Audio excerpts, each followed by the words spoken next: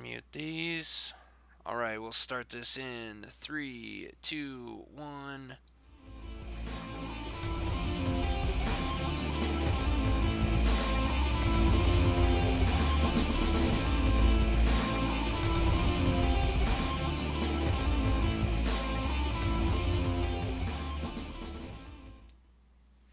Welcome everybody to Geekvice episode 227, proving any vice with enough geek can become a virtue. My name's Morph, that man's Kip. Good evening, Kip. Good evening. All my pointing and everything is all off because this is running on the new Geekvice computer that is all built and kind of working. This is our first official recording on it, so we'll see how that goes. Everything seems to be running well, so hopefully it all runs on everything else. We've got a few tweaks to make in the coming future to try to optimize some of the settings and get this running and recording at the highest quality we can, but I think this is all good now, so we'll see how this goes. Thanks, guys, for tuning in again. So what have you been up to, Kip? I've been building a computer. What have you done? Well, nothing that ambitious, that's for damn sure. Come on, man. You got to do something. No, it's I'm just kind of in a mild state of depression because it's Gen Con week and I'm not there. Yeah, that is true. I didn't realize that this was Gen Con week until I started seeing our good friends at Prolific Games posting stuff on Facebook about them being there, and I'm like, oh man, we don't have anyone there. I didn't even think about it. It's a bummer. Yeah. So what happened this year that you didn't end up going? No, we just didn't plan it, so we didn't go. Yeah. Happens. So it's just all on us for not doing it. So is Jason there? Or is no, nobody, huh? Brad is there. Oh, Brad is there. Yeah, and he took his son and then his oldest daughter. Aaron and Madeline. They're there. Oh, cool. So that sounds like fun. That would have been a good time to go hang out with them, but I didn't get my shit together, so I'm not there.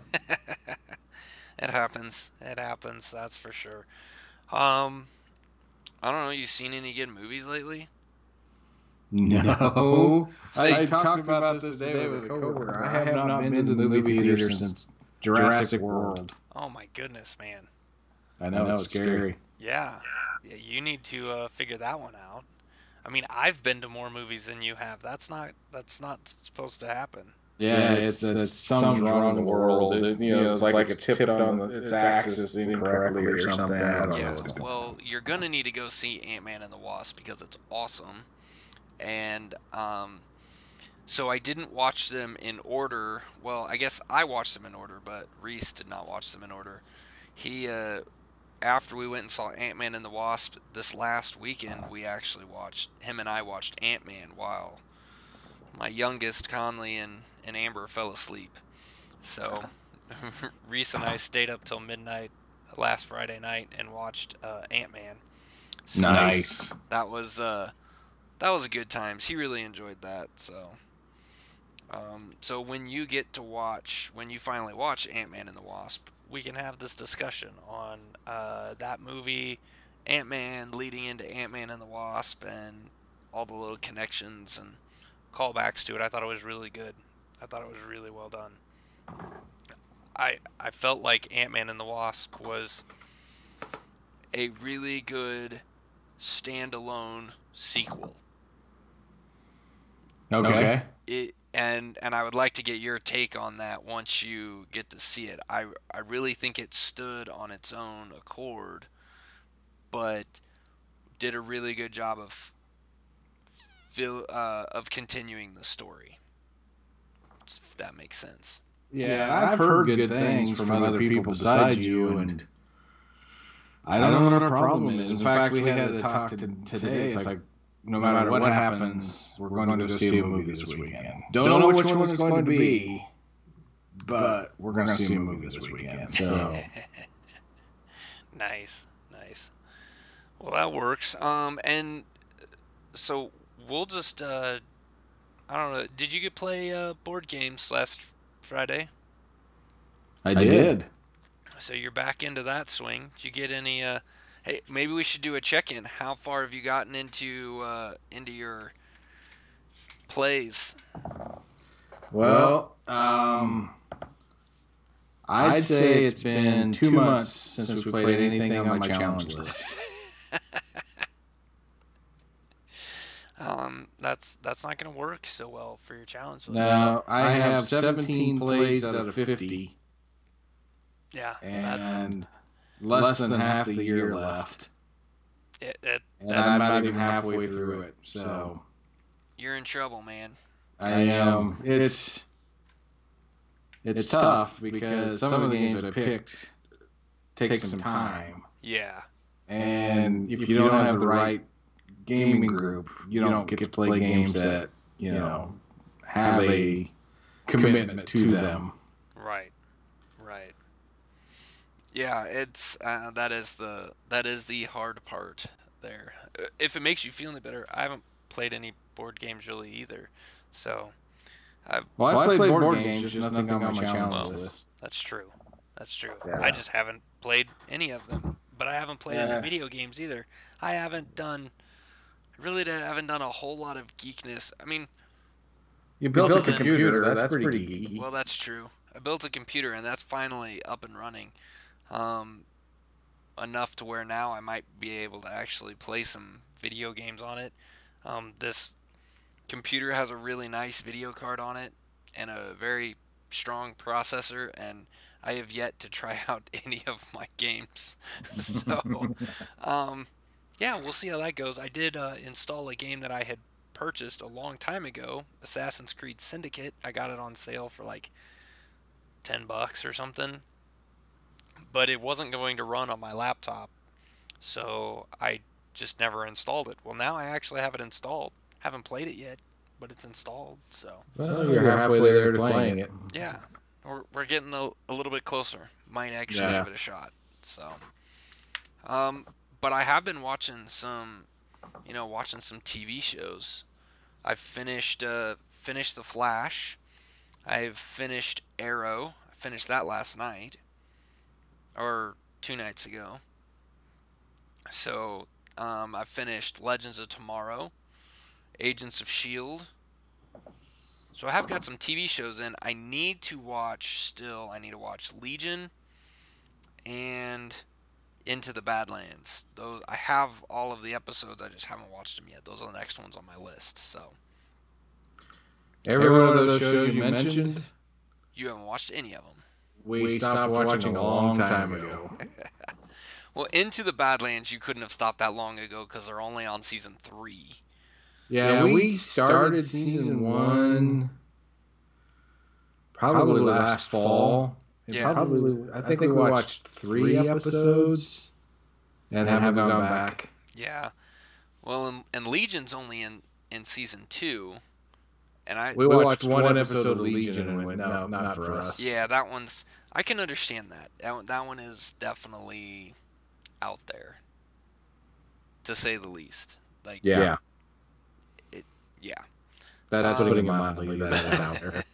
But I'm really looking forward to the second season of that, so I need to get on that and watch that one. So, but I have watched all of Luke Cage, so we might as well just jump right into it.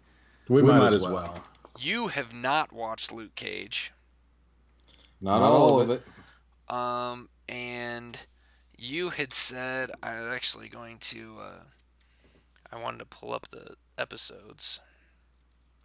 Yeah, you thought you would try to guess where I left off? Yeah. Let me see if I can find my... You're going to also have to tell me why you chose that episode, just where you think I left off. Ooh. Now that means I'm going to have to remember everything that happened in all the episodes.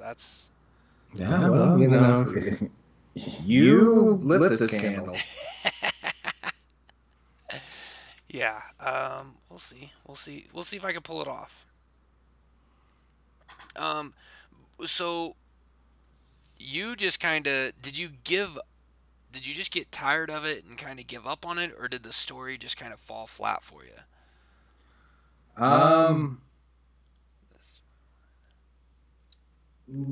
Neither. We when it came time to turn on the TV and watch something, every time it was like, I don't really feel like getting back to that. I don't feel like getting back to that. And now it's at a point where I probably would have to start over because I don't really remember anything. But yeah, it wasn't that it was boring us or didn't like the story or anything like that. It just, well, we'll get into why. I think I know why. But where do you think I left off? All right. So um, we'll start off here. There's 13 episodes in this thing. So let me.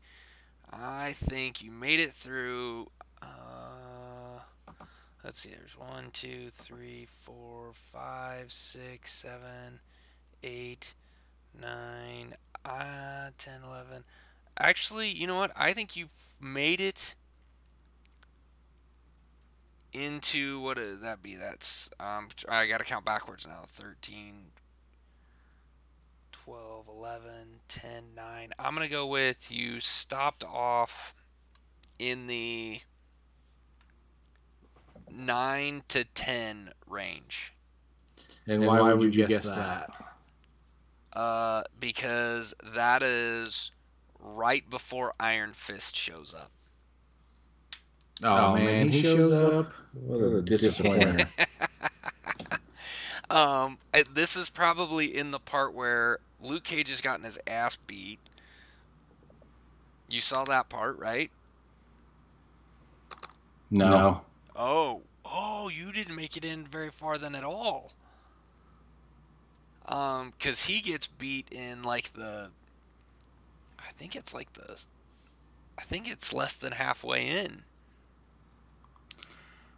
I saw him get punched in the face. Okay, so you and saw felt it. So you saw the introduction of Bushmaster. Yeah. Okay, so then you got in there a little bit, because it was just the one punch, right? It was just like the quick hit. Yeah, so I think the next episode, yeah, you didn't get in very far at all then. No. We never finished episode 2. Oh, that would explain it. So episode 4 is where he gets knocked unconscious. He gets just flat out crushed, and it's on camera. So there's a big brouhaha about that, and it's the fall of Luke Cage basically. So since you didn't make it very far in at all, we're gonna spoil a lot of stuff for you. So we're gonna go here. Spoiler warning. Here's our spoiler warning. We will spoil this. I'm gonna spoil it for Kip. So if you want to be like Kip and get spoiled, stick around. If you don't, hit pause, go finish the show, come back later. So I really liked this season of Luke Cage, but to me, this season really felt like it almost felt like a filler. Okay. It felt like this was the season that they needed in there in order to tell the story that they want to tell in season 3.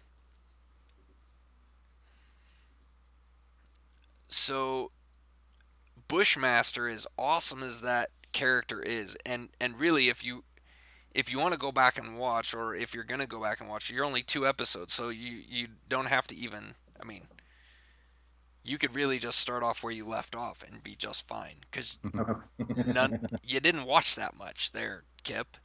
You're not that far behind. The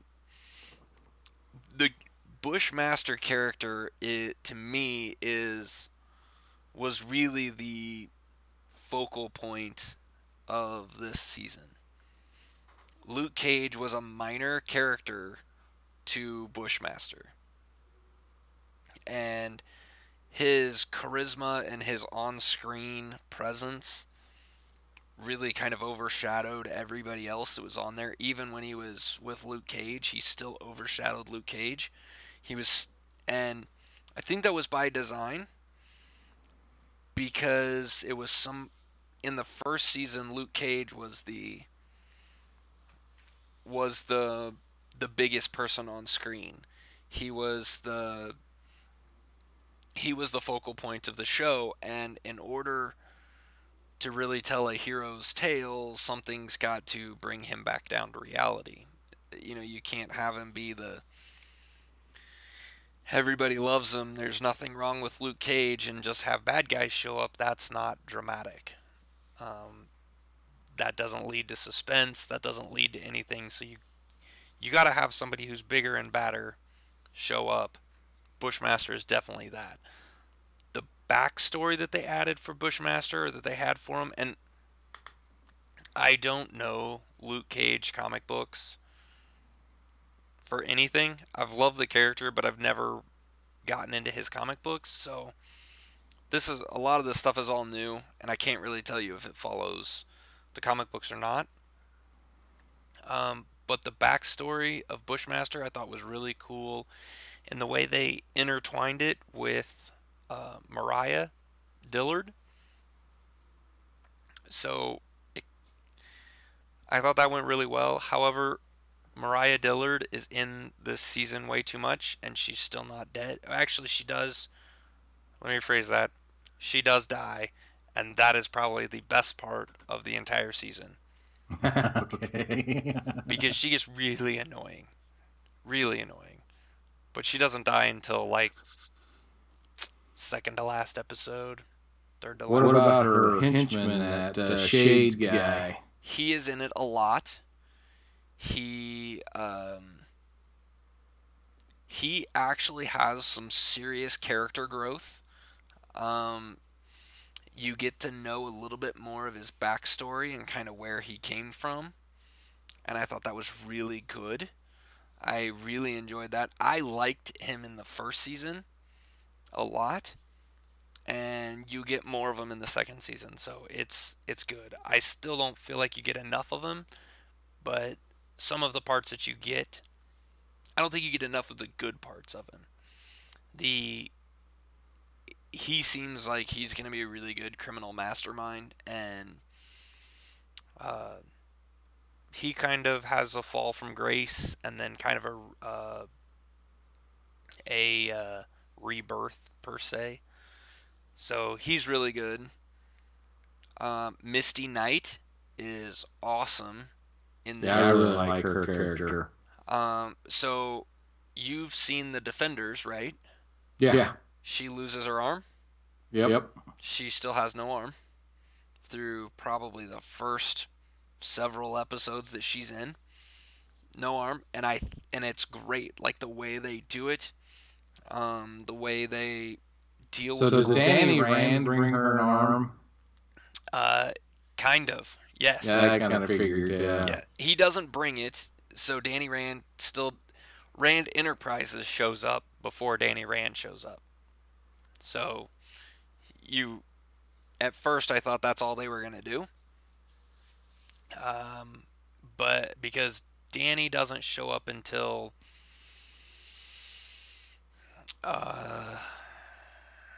maybe 5 episodes left. So you get through more than half of it before he shows up. But Misty Knight does get her robotic arm from Rand Enterprises, but she doesn't get it until she's learned to cope and deal with not having an arm. And you enjoyed Colleen Wig,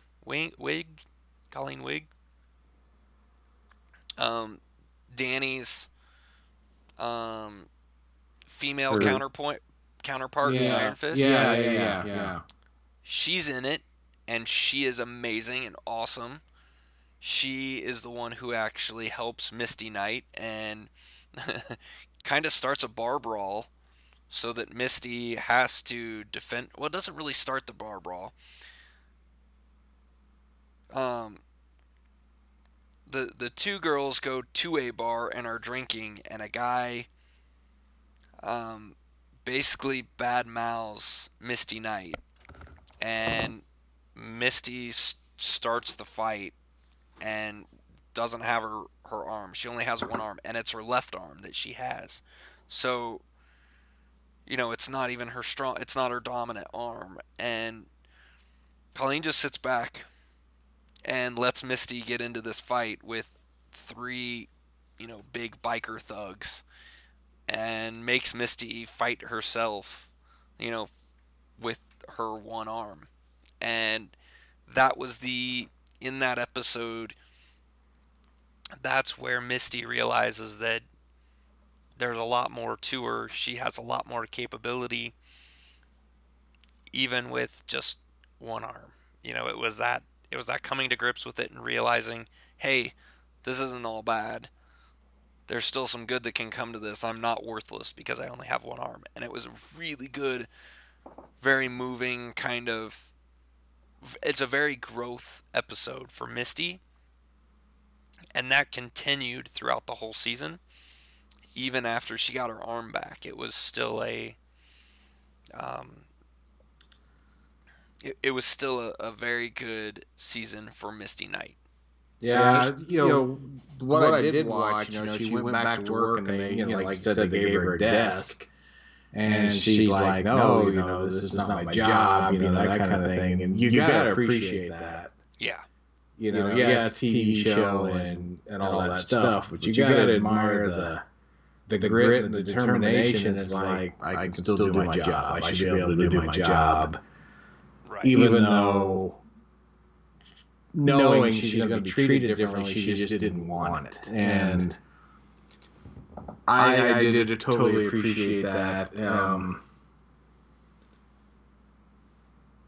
Should I even tell you why I stopped watching the show? Sure. Should we get into that? Yeah, let's do it. Okay, so we'll get back to the spoilers in a minute. So I didn't finish season 2 of Jessica Jones either. So out of all the Marvel stuff on Netflix, I never finished Iron Fist. I didn't finish Jessica Jones 2, and I didn't finish Luke Cage 2. And I have a feeling when other stuff comes out, I'm not going to finish those either. And here's why.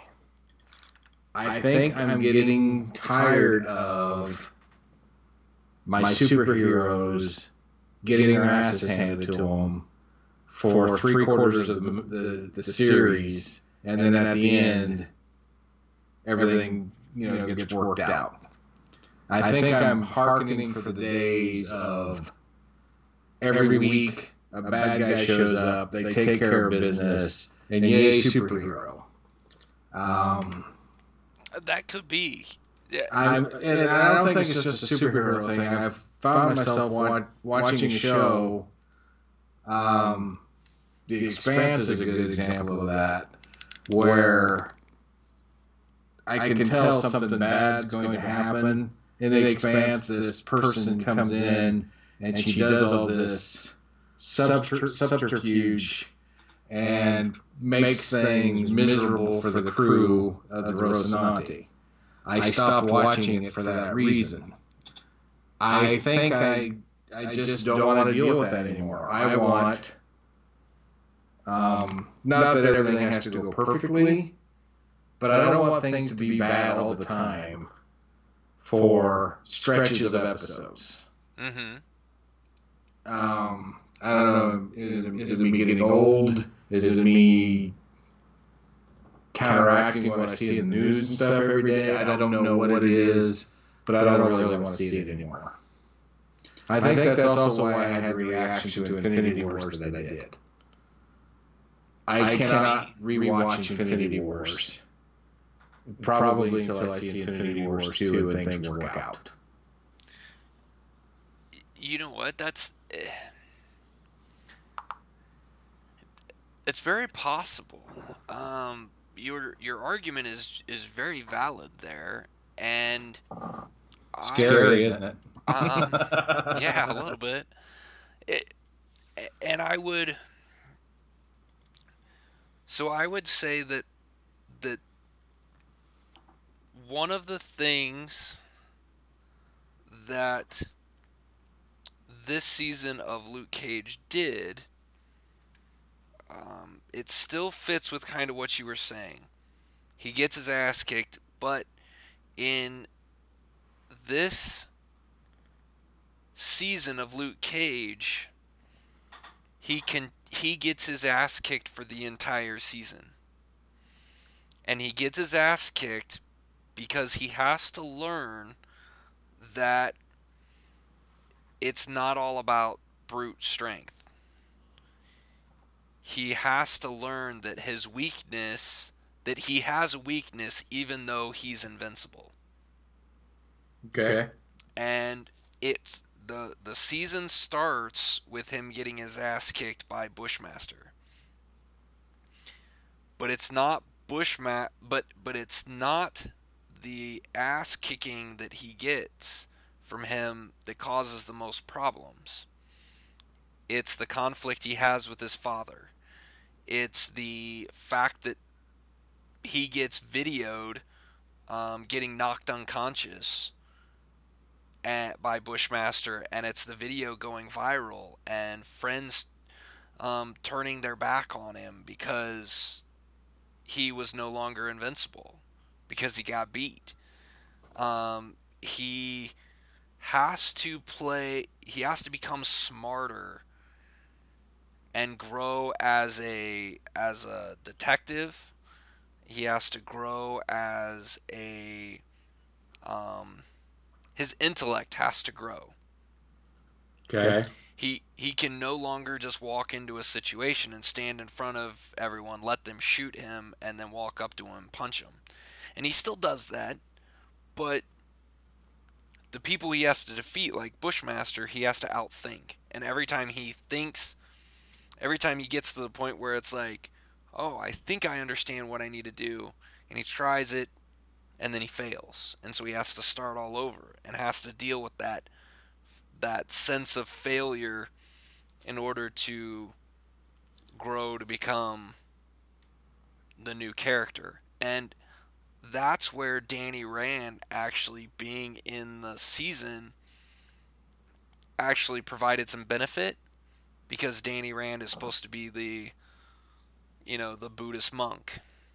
He's supposed to be the one, and he just tells them, he's like, he basically tells Luke Cage to punch him, and Luke's like, I'm not gonna hit you, like that'll hurt you, and Danny's like, no, just hit me, and it, Luke ends up hitting him, and Danny just looks at him and goes, you've hit me way harder than that. Like you can't even throw a full strength punch because you're not right in your head. You're questioning everything you're doing. You're not just react. You're overthinking things. Now and so it's that it was getting Luke Cage to learn the balance between thinking about what you're doing, but then also knowing that there's moments where you need to stop thinking and just do. And but not do in the sense of just walk in and punch somebody. You actually had to think. And there's a scene where Danny ends up deciding he's going to stick around and help Luke Cage take down this, basically try to take down Bushmaster, but instead of just going and fighting him, which he can't beat him, he has to go and kind of, like a crime lord, you have to take out some of his stash first. And so they think they're finding this drug that's making Bushmaster invincible and stronger and faster. And so they go to this warehouse, and of course there's hundreds of guys there, and Danny Rand and Luke Cage fight together, and it was probably one of the best fight scenes of the entire uh, of the entire show, the entire season. Okay. It was because you actually got to see some of the fighting together. You got to see the brute strength of Luke Cage with the martial artistry of Iron Fist, and this right there is the beginning of Heroes for Hire, which is a comic book that is Luke Cage and Iron Fist, and they were basically heroes for hire. If you need a hero, you need somebody to come help you, you can go to them and they'll help you. And it's kind of like the A Team, except in the public eye. So it was really good, and it was the way it progressed is different. The way this season moved forward was different than every other Marvel season, Netflix Marvel show so far. Um, and I think it was, I want to say it was it in Daredevil season 2 that he became like he almost, well, where he almost died, and it was like a Punisher almost killed him. Yeah. And Murdoch had to deal with the fact that yes, you can't actually die, and you're not better than everybody else. It's that Luke Cage has to learn that same sort of thing, except in a different sense, because Luke Cage is invincible. Even after Bushmaster kicks his ass multiple times, he still didn't die. And it it's it, it's worth watching, but I can understand where you're having your problem, because it is not it is not an episode. It's not a bad guy of the week thing. I Yeah. look at these Marvel Netflix shows are not episodic. They're shown in episodes, but they're really one long movie. This is basically a 13 or 14-hour movie. And that's the way these Netflix shows are working, and I think that is what is adding to your problem as well. I believe you're right. I mean, going back and thinking about the first season of Daredevil, it was all new. This whole MCU on Netflix thing was new, and it was great. And even though he struggled, he was becoming the Daredevil identity, and I didn't have any issues with it. Same with Jessica Jones. It was still Kilgrave through the whole season until the end there, but I didn't seem to mind it. Yeah. But the first Luke Cage season, when he got shot with that bullet, Mm-hmm.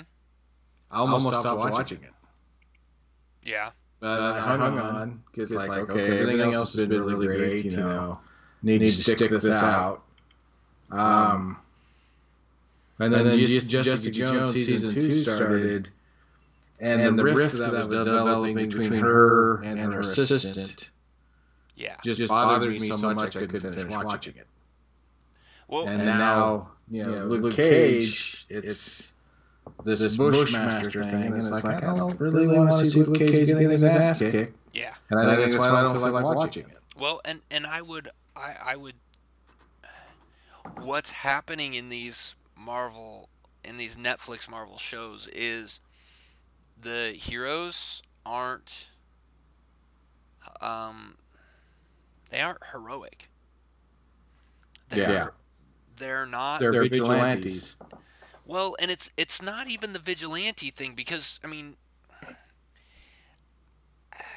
to me, the way the Punisher has worked out is the Punisher comes off as heroic. He's always doing the right thing. Like, he always is trying to better something. And in these in Jessica Jones season 2, in Luke Cage season 2, and I would even say even in the Daredevil season 2, um, maybe even 3, because we've had 3 seasons of Daredevil. Um, the the heroes are failures. They're they they don't get anything right. And at the end of the show, they're still not heroes. I mean, even at the end of the Defenders, they didn't come off as heroes. They're they're basically they're basically failures. They just happen to win, but they don't win because they're heroic. Does that make sense?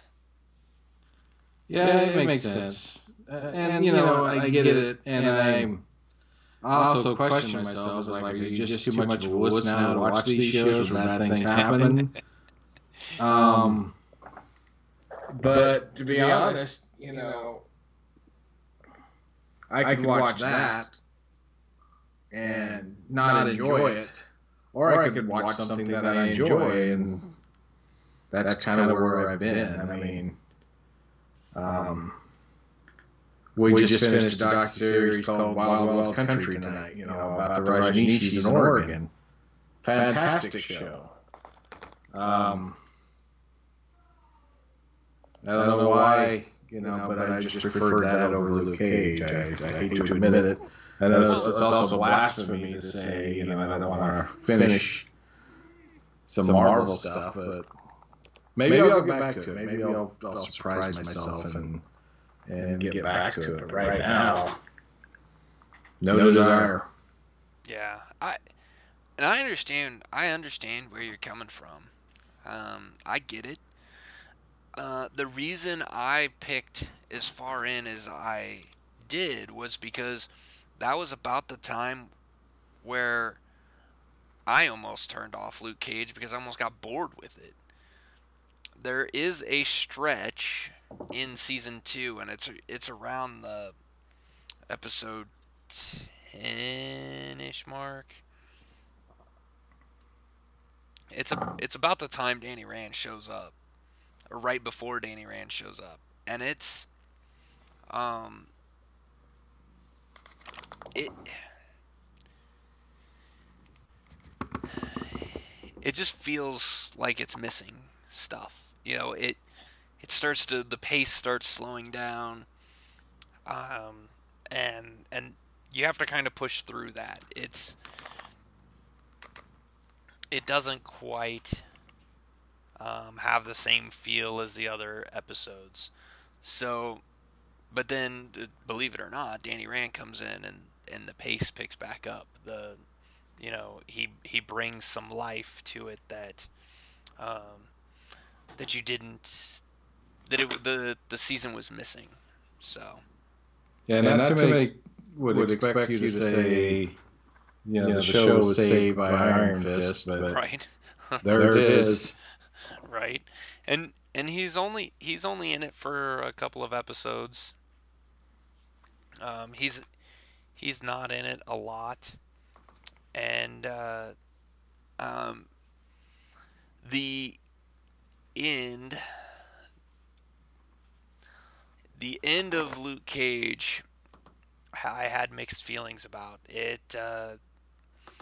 It made me go from the last episode. I went from being ecstatic and like, all right, this is Luke Cage is gonna win. He's stopped everybody. He's stopped crime. He's Bushmaster is done. Mariah Dillard is dead. The whole crime syndicate thing is gone. And then it's not. Then you get the other the other crime families that are around Harlem start popping up. The Irish and the Japanese and the Russians and this and that and the Italians and all these different mobs are trying to take over Harlem because now that Mariah is dead, there's a vacuum. There's a crime vacuum.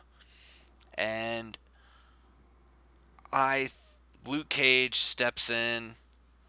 He goes to he basically fights his way in to see the head of the Italians, I think, and basically just threatens her. Says, "Hey, Harlem is under my protection." He sets off the area. He says, "From this street to this street and this street to this street is mine. I'm in charge. I'm protecting it. You try to take it, you have to deal with me. And you have no way to stop me. So, deal with it." I was stoked. Like, I'm like, yes, this is it.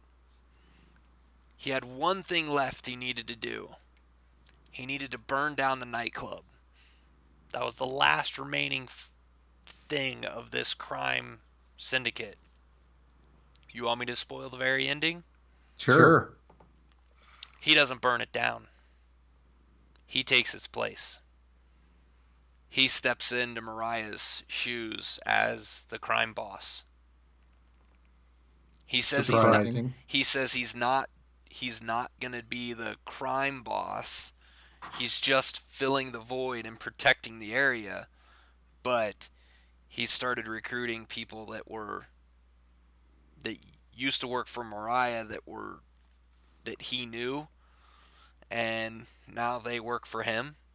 He still runs the nightclub. He sits up in Mariah's office up there, overlooking the nightclub, and he's now, he's now the guy in charge. And Misty even makes the comment to him that this isn't right. You shouldn't be doing this. And he basically shrugs it off as like, I know better. I won't fall into the same trap as Mariah. I won't go evil. And you can tell that it's not good and it's a slippery slope.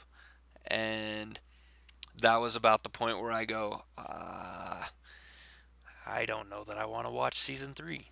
Now you're starting to sound like me. Because if you don't like a show where your hero is evil, I'm gonna guess you're really not gonna like season 3 of Luke Cage. Yeah. Because that's what it's gonna be.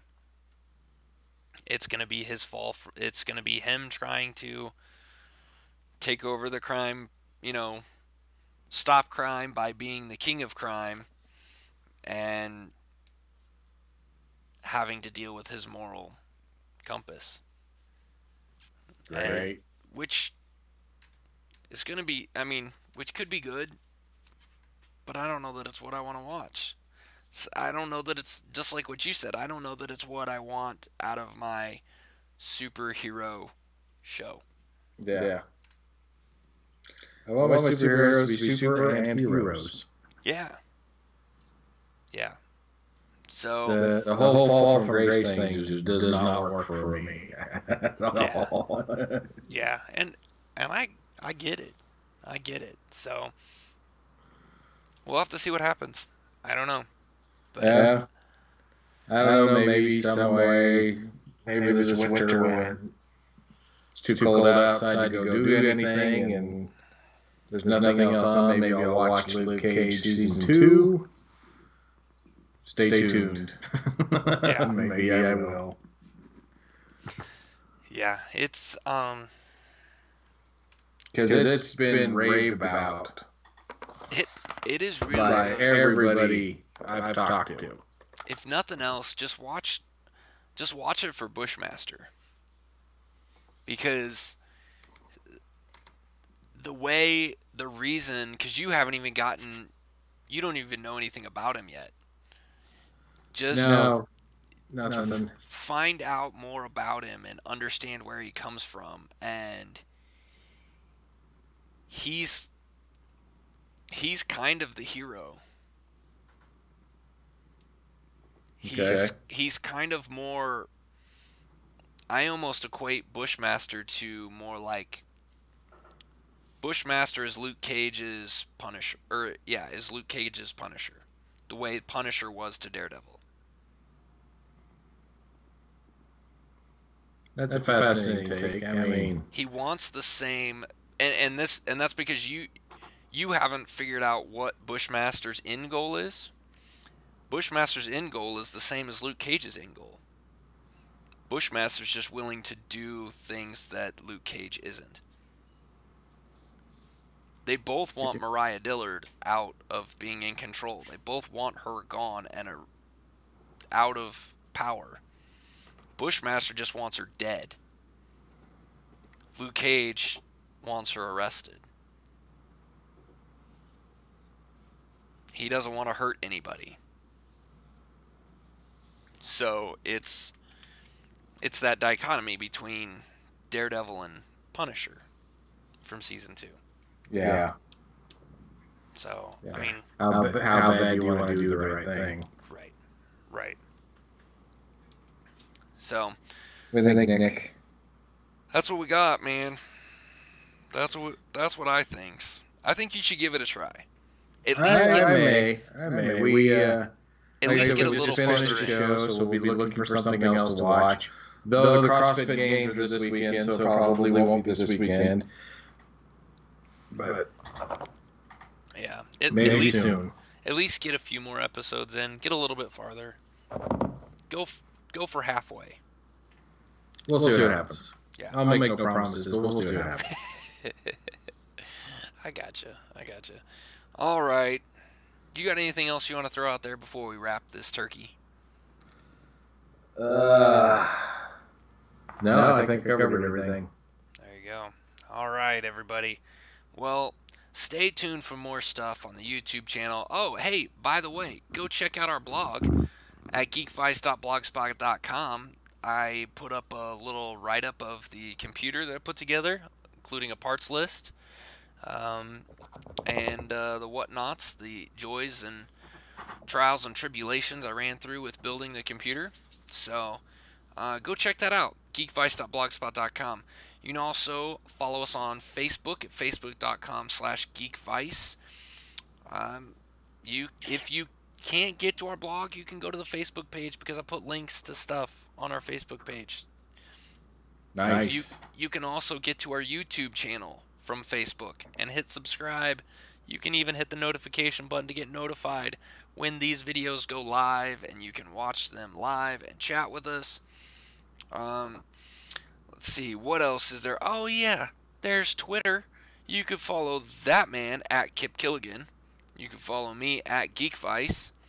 And, of course, as always, you can reach us by email at geekvice@gmail.com. Email us, let us know what you think about Luke Cage, and if you think Kip is just a big weenie because he can't finish these season 2s. He seems to be fine with season 1s, he just can't finish season 2s. Yeah. Send me an email, tell me what you think I am. And then I will find you. I will hunt you down like Jay and I have a specific set of skills. I will come and cry on your shoes. It'll be like, I was thinking it'd be like Jay and Silent Bob and Jay and Silent Bob Strike Back when everyone's bashing them on the internet and they go around to all the houses just to punch them. Yeah, that's going to be Kip. So send us an email. Bash him. See if he shows up at your house. All right, everybody. Thanks for listening to our ramblings, and we will see you next week. Later.